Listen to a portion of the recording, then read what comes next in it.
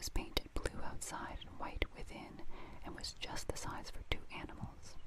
And the mole's whole heart went out to it at once, even though he did not yet fully understand its uses. The rat sculled smartly across and made fast. Then he held up his forepaw as the mole stepped gingerly down. "Lean on that," he said.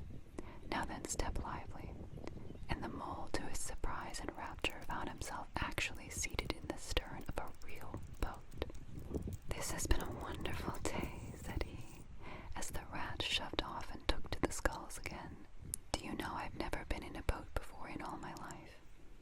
"What?" cried the rat, open-mouthed. "Never been in a... You've never... Well, what have you been doing, then?" "Is it so nice as all that?" asked the mole shyly, though he was quite prepared to believe it, as he leaned back in his seat and surveyed the cushions, the oars, the rowlocks, and all the fascinating fittings, and felt the boat sway lightly under him. "Nice. It's the only thing," said the water rat solemnly, as he leaned forward for his stroke. "Believe me, my young friend, there is nothing, absolutely nothing, half so much worth doing as simply messing about in boats.